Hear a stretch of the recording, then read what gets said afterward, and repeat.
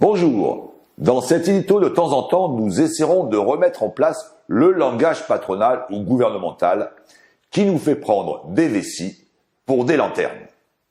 Il est un mot de plus en plus employé par le patronat. C'est celui de collaborateur. Selon son étymologie, du latin collaborare, formé de con avec et laborare, travailler, le collaborateur serait donc celui qui travaille avec quelqu'un. Donc aujourd'hui, le patronat essaie justement, au travers de ce mot de collaborateur, cet acte de collaboration, nous laisser imaginer que la place du salarié, y compris celui du cadre, est à égalité avec lui, qu'il est dans le partage des valeurs. Le salarié collaborateur du patron, c'est refaire l'histoire en laissant penser, par exemple, que l'esclave, dans les champs de coton de l'Alabama, aurait été le collaborateur du propriétaire. Une attitude réellement indécente.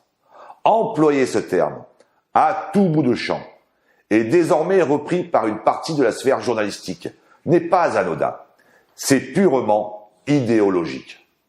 D'autant plus idéologique que vous aurez remarqué que quand le patronat parle des ouvriers, il emploie le terme ouvrier. Le mot collaborateur n'est utilisé que pour les employés, les techniciens, les cadres. Une manière de valoriser ces catégories de personnel. Une manière très habile de scinder en deux le groupe. D'un côté, les ouvriers, les tâcherons, de l'autre, les collaborateurs qui sont associés à la bonne marche de l'entreprise, avec qui on peut travailler. Beaucoup s'y laissent prendre, trop d'ailleurs. Que nous soyons ouvriers, employés, techniciens, cadres, nous ne sommes pas des collaborateurs du patron ou du chef de service. D'ailleurs, il n'y a pas de collaboration possible, car il n'y a pas de convergence d'intérêts entre nous et le patronat. Mais qu'on s'entende bien, ouvriers, employés, techniciens, cadres, collectivement, utilisent leur force de travail physique et intellectuelle afin justement de faire évoluer leur entreprise, de la faire progresser. Nous pouvons imaginer un temps une situation dite convergence, mais en aucun cas collaborative. L'essentiel est que nous bannissions ce terme, collaborateur, deux collaborateurs, pour revenir à des termes de lutte des classes, que sont notamment les termes prolétariat, force de travail, salariés, camarades de travail, pour redéfinir justement des solidarités transversales, afin de peser du poids de notre rapport de force réel au sein de notre collectif de travail. Laisser le mot collaborateur franchir nos consciences, c'est annoncer déjà le renoncement. Et nous ne voulons pas renoncer. Bonjour. Bonjour Philippe. Bonjour Thierry. Voilà, je vais vous présenter le sommaire de notre journal. Alors nous commencerons par le tout image, avec entre autres l'avenir de la Glace Valley. Les brèves où nous évoquerons le financement de la campagne américaine et les manifs des personnels hospitaliers non concernés par le Ségur de la Santé. Puis notre Comment ça va, consacré aux salariés de l'ex-SAD, devenu Régie de Marseille, avec la rencontre de Nicolas Gugelmachi, délégué syndical. Une nouvelle rubrique, Parole de parlementaire, avec cette semaine Fabien Gay, sénateur du 93. Gros plan sur la fermeture de la papeterie de la Chapelle d'Arblay, non-sens économique et environnemental. Premier de corvée, qui racontera le vécu de Loïc à McDo. Et puis nous finirons sur notre coin culture.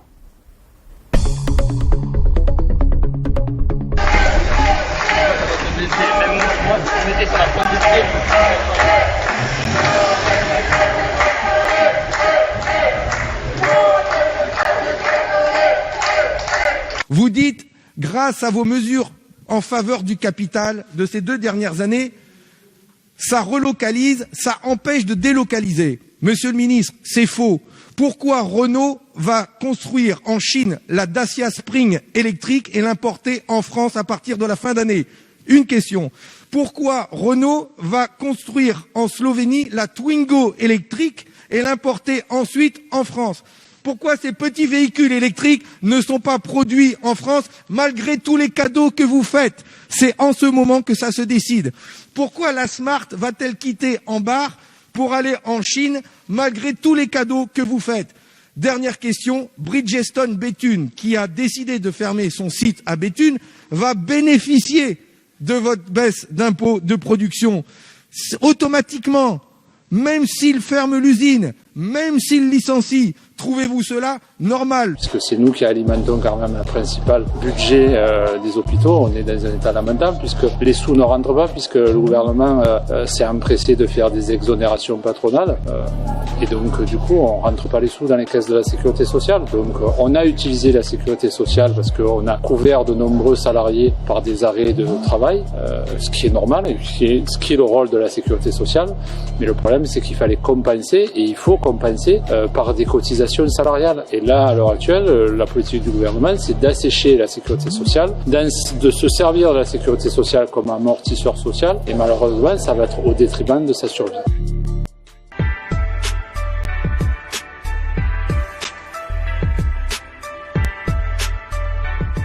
C'est rebelote pour nous. Lors de la première vague, en fait, le service d'urgence a été fermé une première fois durant à peu près 100 jours. Concrètement, là, si on part sur Cochin, c'est pour pallier au manque de personnel qui se fait sentir de plus en plus sur Cochin. Ils ne savent plus quoi faire. Les arrêts maladie tombent tous les jours. Il y a des collègues qui démissionnent. C'est la première fois qu'on voit des démissions aussi rapides. Enfin, c'est des prises de décision. C'est un mécontentement en règle générale. Je pense que tout le monde est fatigué du mal-être en fait de l'hôpital. La Glace Vallée chez nous, c'est des milliers d'emplois, 7070 entreprises, et c'est surtout le symbole de la fierté ouvrière, du savoir-faire français dans le flaconnage du luxe. La crise n'est pas virtuelle. On achète moins de parfums et c'est normal, les aéroports et leurs boutiques sont fermés, les parfumeurs sont fermés, et donc il y a une chute de la production d'environ 30%. Et dans le même temps, on nous explique que les professionnels du luxe, L'Oréal, Yves Rocher, LVMH, continuent d'acheter 200 millions d'euros de flacons à l'étranger, ailleurs. En période de crise, c'est de dire les Français sont solidaires les uns avec les autres. Les Allemands savent le faire, les Asiatiques savent le faire. On vient donc de faire une conférence de presse pour dire à Bruno Le Maire qu'il y a urgence à organiser une table ronde pour faire en sorte que, quand c'est la crise, la souveraineté industrielle soit au rendez-vous. Et pourquoi on dit ça? Quand vous achetez un flacon de parfum qui vaut 100 €, le coût de production, le contenu, le parfum, le packaging représente 5 € de ces 100 €. LVMH, L'Oréal ont publié leurs chiffres, là, dernièrement. Ils continuent de faire des profits, même en période de crise. Alors, certes, ils sont pas que sur la parfumerie, ils sont multisectoriels, mais en période de crise, ils doivent venir, il doit y avoir un patriotisme français et ils doivent venir soutenir toute la filière qu'ils auront besoin dans les mois qui viennent, quand il y aura la relance, parce que c'est vers Pochet, vers Essence qui se tourneront, parce qu'ils savent que c'est eux qui savent innover, c'est eux qui savent inventer des nouveaux décors, et ils auront besoin d'eux aussi pour au moment où tout ça va repartir. Notre combat, c'est celui des moulistes, des trieuses de verre, des décorateurs de verre, et évidemment des producteurs verriers. Et le message que nous donnons, il est simple. La Glace Vallée veut vivre, la Glace Vallée vivra. Le mardi 17 novembre, pour l'augmentation immédiate des pensions, rendez-vous à 10h30 devant la préfecture des Bouches-du-Rhône contre les mesures du Ségur de la Santé et pour exiger des moyens pour l'hôpital public. Rendez-vous à 10h30 devant la direction de l'APHM, 80 rue Brochier à Marseille. Les deux initiatives convergeront en manifestation place Castellane. Depuis le 15 octobre dernier, les professionnels du groupement d'intérêt public Bretagne Santé Logistique, qui réunit les cuisines des sites de Codan, Quimperlé, Le Fawet et la blanchisserie de Codan, étaient en grève à l'appel des syndicats et notamment de la CGT. Exclus du Ségur de la Santé et ne pouvant bénéficier du complément de traitement indiciaire promis aux agents de la fonction publique, ils attendaient une réponse à leurs revendications. Eh bien, c'est gagné. L'ensemble des professionnels bénéficieront de ce complément de traitement indiciaire sur le salaire du mois de novembre, soit 183 € en tout, avec une rétroactivité pour septembre et octobre. De la part de Dominique et Elisabeth, en sortant de chez moi, des habitants en colère qui n'ont pas la mémoire courte ensemble solidaire pour non-assistance à personne en danger. Urgence, 100 000 embauches à l'hôpital, 300 000 en 3 ans dans les EHPAD, augmenter les salaires de 300 €, stopper les fermetures de lits et de services, plus de moyens pour former les médecins. Ainsi, quand tu travailles pour Sanofi, AXA, Airbus ou ArcelorMittal, eh bien, tu votes pour Trump. Et quand tu travailles pour Vivendi, Total, BNP Paribas ou Schneider, eh bien, tu as voté pour Biden. Vous avez le tableau juste là devant vous, à l'écran. En tout, en fait, les grands groupes du CAC 40 ont versé via des PACS 3,8 millions de dollars pour la campagne américaine. Vendredi 6 novembre, 90% du personnel de petits navires à Douarnenez était en grève pour protester contre la délocalisation du service financier en Inde. 7 licenciements secs. Cette entreprise détenue par les établissements Paul Paulet a en 2019 fait 140 millions de bénéfices nets et a bénéficié des aides de l'État durant le confinement. Les salariés ont la crainte d'une délocalisation complète à moyen terme. À noter que les fleuristes de Charleville-Mézières dans les Ardennes, ont offert des bouquets de fleurs aux infirmières du centre hospitalier de la commune pour les remercier de leur implication face à cette crise. Des fleurs qui, au lieu d'être jetées, eh bien, ont été justement données, puisque plus de possibilités de les vendre. L'insuline de Sanofi, vendue au Canada 20 $, aux USA 99 $, la même molécule, la même dose, molécule découverte il y a 90 ans au Canada et dont le brevet était vendu 1 $. La santé dans tout cela, d'après des chercheurs, un prix de vente entre 7 et 11 € laisserait cette molécule rentable. Eh bien Philippe, maintenant on passe à la rubrique Comment ça va ? Nous sommes allés voir Nicolas Guglielmacci, délégué syndical de l'Ex-SAD, la distribution des journaux et des magazines, aujourd'hui Régie des Marseille. Nous sommes allés le rencontrer sur son lieu de travail, puisqu'ils ont repris le boulot. Nicolas, comment ça va ? Ça va. Mieux que la dernière fois qu'on s'est vu, on va dire ça comme ça. Oui, parce que je vois que derrière il y a de l'activité. Oui. On a repris depuis le 24 septembre la régie de Marseille, ce qu'on demandait depuis quelques semaines après la liquidation, on demandait de reprendre l'activité en régie, le temps de montrer notre société, notre projet d'avenir, la STIC. La régie de Marseille, c'est une société temporaire qui est toujours gérée par les messageries et pour lesquelles on travaille sous un contrat avec un prestataire, le temps de monter notre société pérenne. On a récupéré l'ensemble du mandat de Marseille, mais à savoir que la PFR, plateforme régionale de Marseille, faisait quasiment l'ensemble de la région PACA. Là, on a que Marseille et que le 13. En gros, ça fait quasiment le département des Bouches-du-Rhône. On récupère Toulon à partir de samedi soir. Donc, on récupère une partie du Var. 175 clients de la région varoise à partir de samedi soir. Et il vous restera à récupérer quoi en fin de compte ? Il nous restera Fréjus et Avignon. Alors, on traite un nombre de titres variables plus ou moins gros. On va dire une centaine, 150 titres par jour, qui représente un volume entre 80 et 100 000 exemplaires. En fin de compte, vous êtes arrivé ? On a gagné la première étape. La deuxième, elle arrive la semaine prochaine. Mais bon, c'est pas encore monter une SKIC. On a encore quelques obstacles devant nous, des financements, un local. Donc tout n'est pas complètement réglé.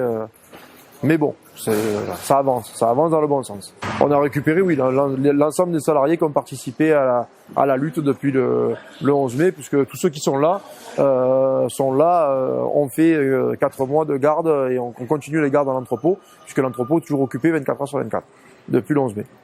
Voilà. Toujours maintenant ? Toujours maintenant. Vous craignez quoi ? On craint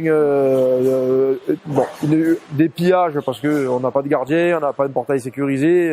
Il y avait un gardiennage avant qui se faisait, donc on l'a pas remis en place, on l'a fait nous. Et ça permet aussi d'être toujours sur le site, de voir l'ensemble des équipes, puisqu'il n'y a pas tout le monde qui est dans la régie. Il y a une partie des salariés qui n'est pas dans la régie pour une seule raison, parce que là on aura repris avec Toulon 38 salariés. Une fois qu'on aura à Toulon, on aura repris 38 salariés, donc il en reste encore. Donc ces salariés-là ont d'autres tâches, les gardes, la constitution de la SKIC, recherche d'entrepôt, monter les dossiers, s'occuper de beaucoup de choses. Donc voilà, donc on est tous bien occupés. On est passé de de metteur en case. Moi, j'ai toujours travaillé de nuit le week-end. J'attaquais ma 20e année.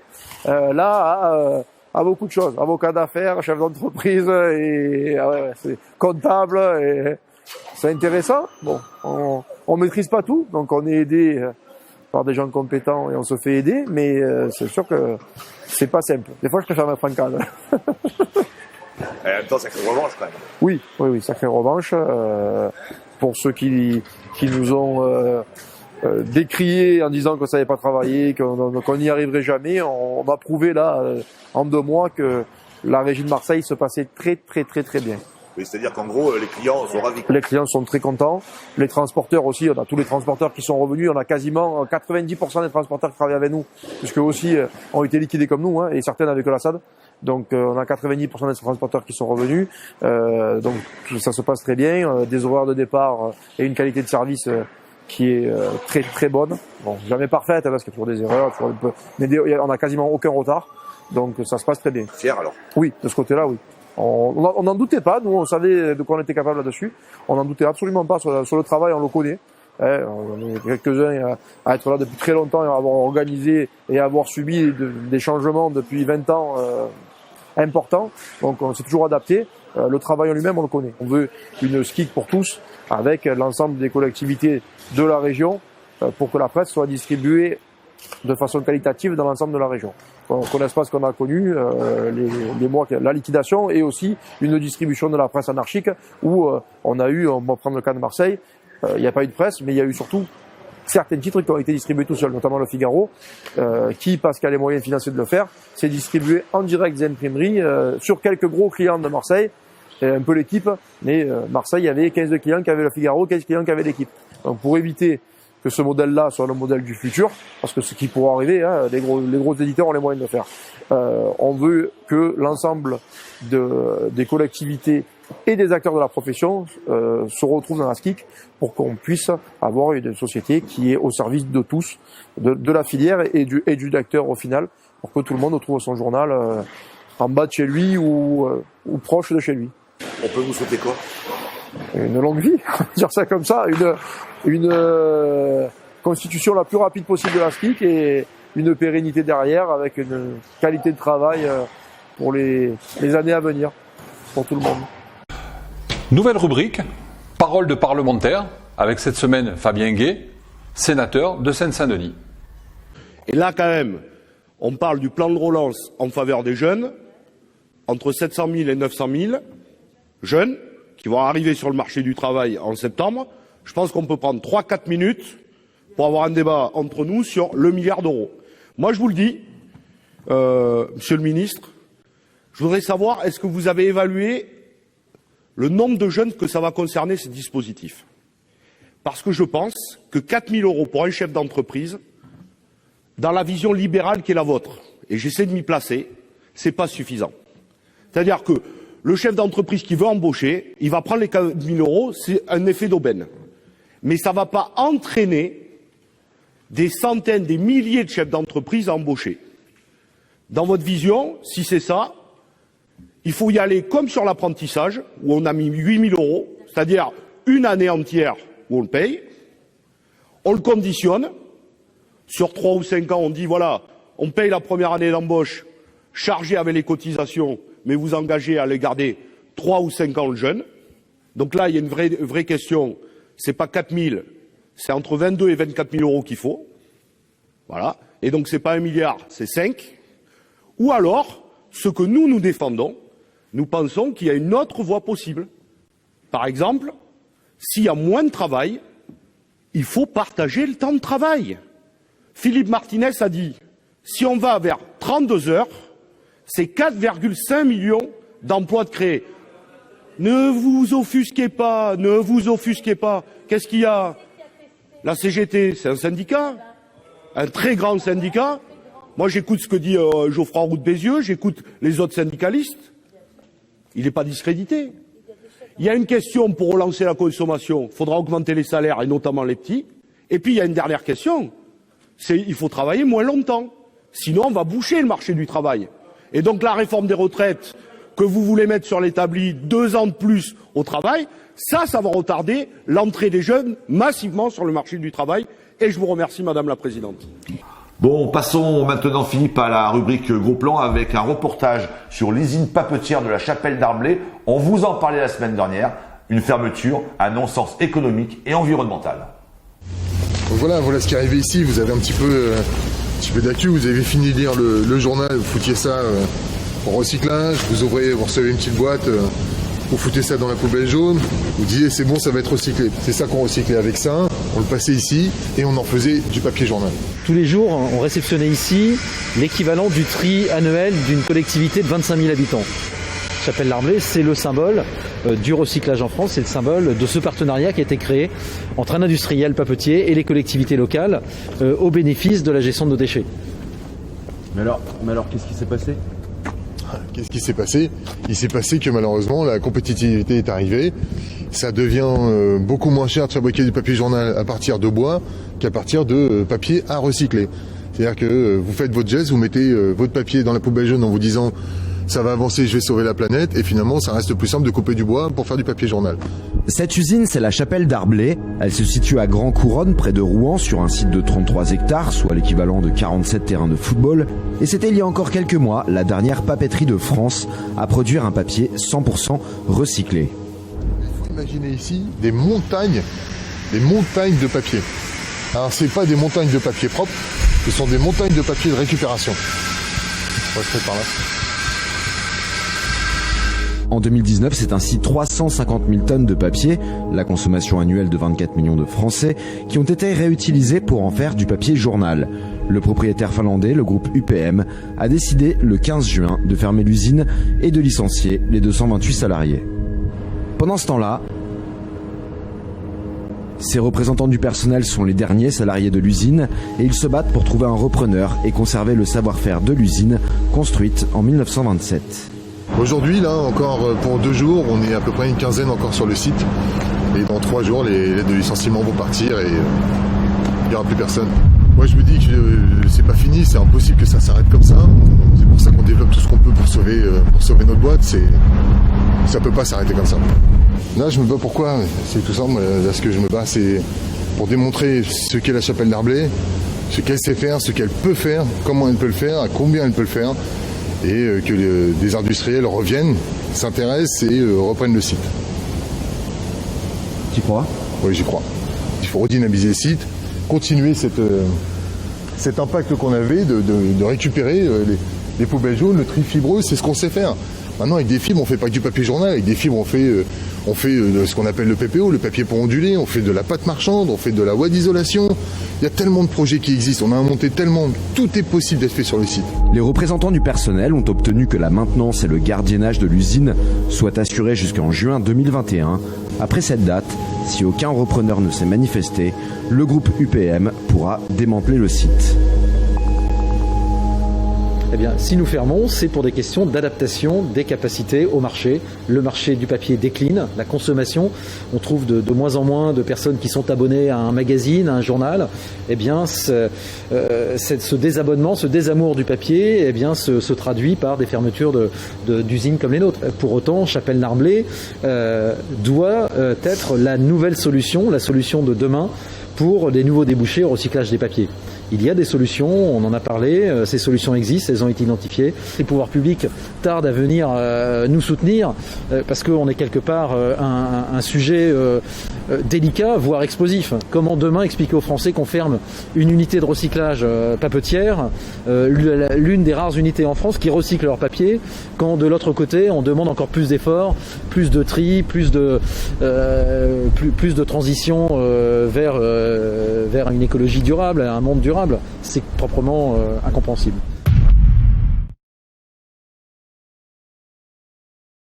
Après Damien, salarié de Carrefour, nous sommes aujourd'hui avec Loïc, qui travaille chez McDo et qui va nous expliquer comment il vit ce confinement aujourd'hui.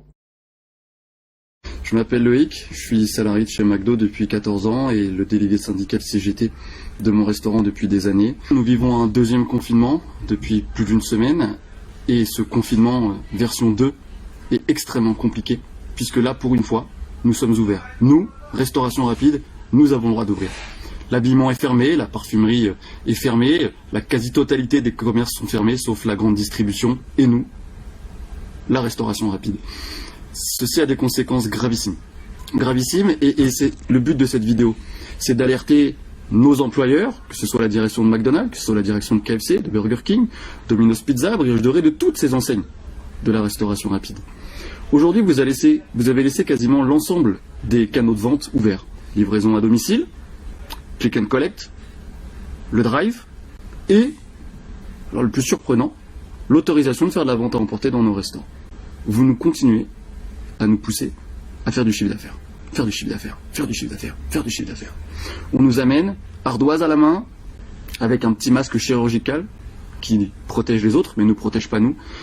Vous nous poussez à aller dehors, prendre des commandes, alors que les clients, eux, dans leur voiture, ils n'ont pas de masque. Et à tout moment, ils peuvent nous contaminer.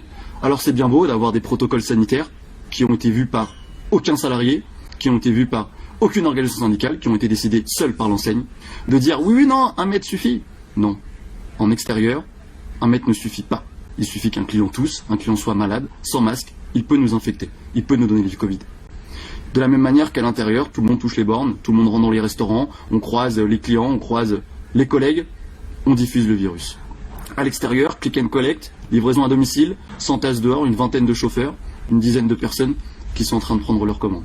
C'est pas acceptable. Du fait d'avoir tous ces canaux ouverts, vous nous mettez dans une situation incroyable où on est obligé d'avoir quasiment 80% de l'effectif présent, parfois même 100%, avec dans 30 mètres carrés, pour les plus chanceux 40 mètres carrés, entre 18 et 25 personnes qui travaillent, entassées, les uns contre les autres. Alors vous pouvez nous dire, on a mis des plexiglas. Les plexiglas, c'est juste sur le papier. Non seulement personne ne les respecte, tout le monde se les prend, ils nous tombent sur le visage, ils sont extrêmement dangereux, ils ne servent à rien. On ne peut pas continuer à vouloir avoir cette folie de nous dire « Allez, on y va, faites du chiffre, faites des clients, faites des voitures, il faut que le cash rentre, il faut que le cash rentre. » Mais quelle indécence. On a tous nos soignants qui sont aujourd'hui à genoux, à terre, épuisés, parce qu'ils sauvent des vies quand ils y arrivent, et nous, de notre côté, on doit continuer à faire du chiffre. À quel titre les clients peuvent venir dans nos restaurants un dimanche soir, un samedi soir, même en semaine, jusqu'à 22h, 23h, pour consommer un burger? Où est l'urgence de consommer un burger? En quoi manger McDo, manger Burger King, manger Brioche Dorée est quelque chose d'essentiel? Expliquez-nous. Autant le midi, on pourrait concevoir que pour les travailleurs qui eux aussi malheureusement sont obligés d'aller travailler, il faille de la restauration pour pouvoir en effet manger sur le lieu de travail. Mais le soir, à quel titre 90 clients à l'heure, ce serait justifié? À quel titre faire 80% d'un chiffre d'affaires un week-end, ce serait justifié? On doit mettre immédiatement fin à cette folie. Ou alors, expliquez-nous. Expliquez-nous pourquoi le Premier ministre explique que le télétravail est une norme et une obligation. Il faut que tout le monde reste à la maison pour ne pas diffuser ce virus. Mais nous, par contre, les petits ouvriers, les petits employés, on doit continuer à prendre le risque de mourir, de tuer nos familles pour que les grandes enseignes continuent à vendre des burgers? Non. Non, non, ce n'est plus possible. On ne peut pas dire, comme l'a dit M. Castex, Premier ministre, le confinement ne fonctionnera que si les gens restent chez eux et si les commerces restent fermés et nous autoriser à rester ouverts. Nous demandons donc soit la fermeture immédiate de l'ensemble des restaurants de la restauration rapide avec le maintien de salaire de l'ensemble des salariés qui composent nos restaurants, soit une ouverture autorisée uniquement le midi ou le soir pour ceux qui travailleraient le soir, mais avec un effectif extrêmement réduit, avec des conditions de travail dignes de ce nom, avec un respect des protocoles, parce que l'aseptisation, le lavage des mains, le remplacement, les plexiglas, les masques, c'est une blague pour que les autorisations soient données aux entreprises de la restauration rapide. J'espère être entendu, j'espère que vous diffuserez largement cette information, que les salariés de chez McDo, de chez KFC, de partout, ils n'en peuvent plus, ils souffrent, ils vont au travail, la peur au ventre, ils risquent de créer des clusters partout. Et on risque d'être confinés fort longtemps si on continue cette folie-là. Donc, soit tous les commerces doivent ouvrir, soit tous les commerces doivent être fermés. Mais il n'est pas acceptable que la restauration rapide ait l'autorisation de diffuser ce virus partout. Limiter les canaux de vente, ça permettra de limiter le nombre de salariés présents, ça permettra de limiter le risque de contamination. Vous avez un devoir de maintenir la sécurité et la santé des salariés, faites-le respecter. Vous avez un devoir moral en tant qu'entreprise d'assurer la sécurité de l'ensemble des Françaises et des Français, faites-le respecter. Sinon, vraiment, nous sommes dans un monde qui devient fou, complètement fou. Eh bien, on termine, Philippe, par le coin culture avec cette fois-ci un magazine, le supplément de l'Humanité, pour 8,90 €, donc pour toutes les bourses. Et ce supplément, c'est Le Feu d'Elsa. Pourquoi j'écris, et un texte inédit de 1959 d'Elsa Triolet. Elsa Triolet, la première femme à avoir le prix Goncourt de littérature en 1944, la femme de Louis Aragon, plus de 100 pages sur son œuvre artistique et littéraire, y compris autour de l'histoire de France. Voilà, n'hésitez pas à vous le procurer auprès du journal L'Humanité. On va vraiment terminer par une information quand même importante, Philippe, si tu veux bien. Ouais. C'est en fait notre festival du film documentaire Le Vent se lève. Le Vent se lève qui, semble-t-il, n'aura pas lieu cette année du fait du confinement et du fait que le gouvernement a interdit l'ouverture des cinémas. On était en relation avec le cinéma Jean Renoir et le cinéma Luméniès à Port-de-Bouc, Renoir à Martigues. Donc on va vous proposer une diffusion sur notre chaîne YouTube de films que nous avons déjà diffusés durant le cadre de ces festivals. C'était en 2018, 2 films sur notre chaîne YouTube à aller voir. Parole cheminote de mai 68 et Parole martingale de mai 68. Voilà, à retrouver sur notre chaîne YouTube. Eh bien Philippe, à la semaine prochaine. Eh bien à la semaine prochaine. Bonsoir Thierry. Au revoir. Au revoir.